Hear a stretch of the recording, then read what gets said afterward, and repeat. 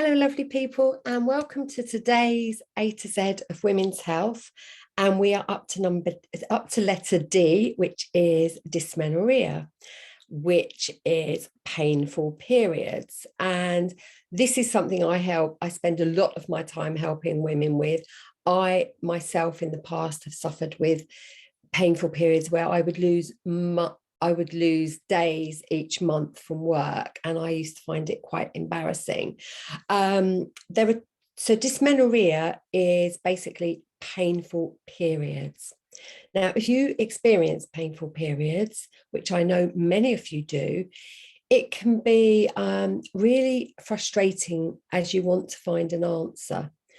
Now, there are two types of dysmenorrhea. The first is primary, which is the natural feelings that you can change, that you can notice in your body each month. And that is when your body will produce prostaglandins, which will cause the uterus to start cramping and releasing the uterus lining. And that is normal, but it shouldn't be, it should just be a slight discomfort. It shouldn't be debilitating. Then the second type of dysmenorrhea is secondary, and that can be caused by endometriosis, fibroids, adenomyosis. And I help with a lot of ladies that experience endometriosis. And the trouble with things like that is it can take up to 7 years for your symptoms to be diagnosed, which doesn't help you in all those each month. When you are on the floor, you are feeling nauseous, you've got a headache, you've got no strength, you can't do anything other than lie on the sofa. You kind of want some help now. Usual painkillers probably don't help, and you just want to be getting on with your life. You don't want to be 2 to 3 days each month out of action.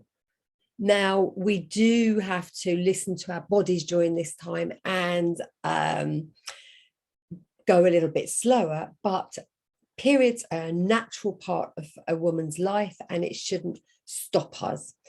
Other symptoms, if you have got secondary dysmenorrhea, could be pain, like a sciatica pain going all the way down the back of your legs.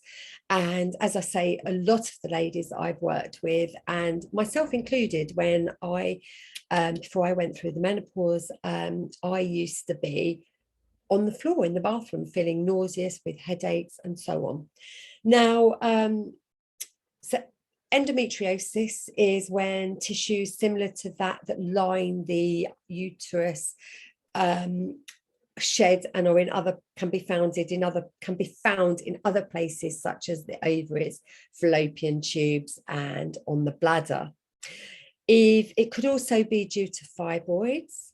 Now, fibroids are non-benign little growths, but it depends where they're situated, because if they're in your uterine wall and they're pushing against your bladder or other organs, that can cause pain as well.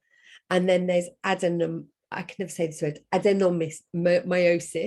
which is again that it grows in the muscle wall. So instead of the uterine wall, it grows in the walls of the uterus. Now, there are lots of things that you can do. Homeopathy is amazing. I've helped hundreds of women with their dysmenorrhea and painful periods while they're waiting for results of tests or waiting for the whole system to catch up with them.